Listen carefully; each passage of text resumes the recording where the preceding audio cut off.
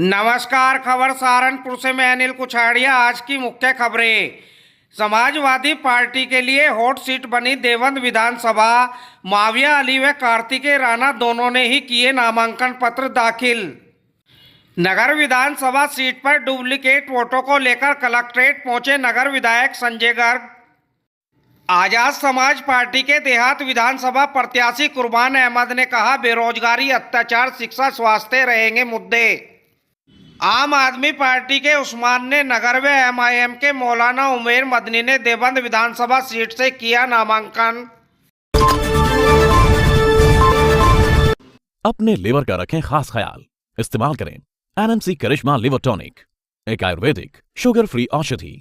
NMC pharma, एकदम प्राकृतिक। देवंद विधानसभा seat पर समाजवादी पार्टी की ओर से माविया अली व कार्तिकेय राणा ने नामांकन पत्र दाखिल किए।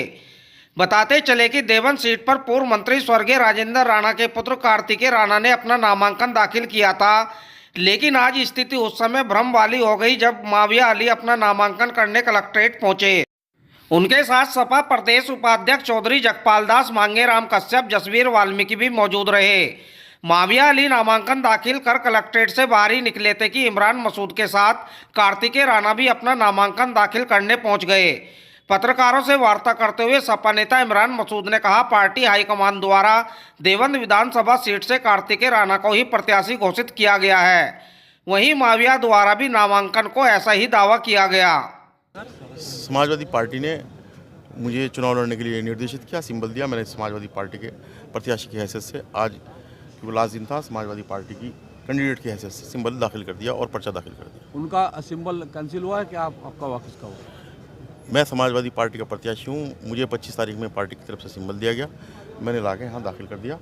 और जो एक सिस्टम है कि पहला अगर कोई कैंडिडेट बनाया जाता है उसको निरस्त करके दूसरा आदमी को दिया जाता है, तो उसमें लिखा हुआ है माविया अली प्रत्याशी हूँ। और पार्टी के ने जो मुझे प्रत्याशी के तौर पे दिशा निर्देश दिए थे, उन्हीं सभी का पालन करने में यहाँ पे आया था। पार्टी ने एक अधिकृत लेटर और साथ पे AB फॉर्म हमें जमा करने के लिए बोला था, वो हमने जमा कर दिया है। निश्चित रूप से अच्छा ही रहेगा। देखिए, लगभग 7 साल हो गए क्षेत्र में काम करते हुए, और जब आप काम करते हैं, लोगों के लिए खड़े रहते हैं, तो उम्मीद भी, फल की भी अपेक्षा करते हैं। तो मुझे उम्मीद है कि जनता मुझे स्वीकार करेगी और आने वाले चुनाव में भारी मतों से जीत होगी। कोई किसी भी राजनीतिक पार्टी में आवेदन करने का और टिकट मांगने का सभी को अधिकार होता है। सबका राइट है टिकट मांगने का। और जब ये प्रक्रिया ख़त्म हो जाएगी, हम सभी लोग, चाहे वो कोई भी हो, हम लोग साथ मिलकर समाजवादी पार्टी को जिताने का काम करेंगे। मुझे पूरी उम्मीद है। नगर विधायक व नगर सीट से समाजवादी पार्टी के प्रत्याशी संजय गर्ग ने नगर विधानसभा सीट पर डुप्लीकेट वोटों को लेकर कलेक्ट्रेट पहुंचकर शिकायत दर्ज कराई, जहां उन्होंने बताया कि नगर में एक ही व्यक्ति के दूसरे पोलिंग स्टेशनों पर ही भी वोट बने हैं, जिनका दुरुपयोग मतदान के दिन किया जाना संभव है। उन्होंने बताया 50 से अधिक मतदाताओं के मत 3 पोलिंग स्टेशन तथा करीब 2500 मतदाताओं के वोट कम से कम 2 पोलिंग स्टेशनों पर हैं। उन्होंने जिला निर्वाचन अधिकारी से ऐसे मतों को निरस्त करने की मांग की। उन्होंने कहा, मतदान वाले दिन हमारे बूथ एजेंट मतदान दिवस पर संबंधित पोलिंग अफसर को जाली मतदाताओं की सूची सौंपते हुए फर्जी मतदान को रोकने का काम करेंगे। 3 के वोटर लिस्ट को सर्चेबल मोड पर डालकर हमने उसका शुद्धिकरण करने की कोशिश करने का काम किया, तो पता चला 5158 मतदाता ऐसे हैं जिनका नाम, जिनकी पिता का नाम वल्दियत और जिनकी उम्र 1 है, वो एक ही इंसान के वोट कई बूथों पर, अलग अलग बूथों पर, अलग अलग पोलिंग स्टेशनों पे मेंशन है, जिसे फिजिकली करना मुश्किल था। Kamalnath versus election commission of India में 2018 के सर्वोच्च न्यायालय ने भी ये निर्णय दिया था कि कोई भी वोटर लिस्ट के शुद्धिकरण करने के लिए सर्चेबल मोड में ले जाकर इन चीज़ों को निकाल सकता है। ये जिम्मेदारी कायदे में BLOs की थी। जब ये सर्वेक्षण चल रहा था तो उस बात का प्रॉपर निरीक्षण नहीं किया गया और लापरवाही के साथ सत्ता में रहती हुई पार्टी को फ़ायदा देने का काम किया गया। भारतीय जनता पार्टी के बड़े बड़े नेताओं के नाम 4 जगह इस तरह वोटर लिस्ट में पाए गए। निश्चित रूप से इस बात का प्रोटेस्ट आज हमने जिला निर्वाचन अधिकारी को किया है और हम इलेक्शन कमीशन ऑफ इंडिया और स्टेट इलेक्शन कमीशन को भी इस बारे में सूचित कर रहे हैं। यहाँ जो भी पर्यवेक्षक आए हैं उन्हें भी हम लोग सूचित करने का काम करेंगे कि इन लोगों को मतदान ना दिया जाए। 5165 में मतलब लगभग 2500 वोट फर्जी है।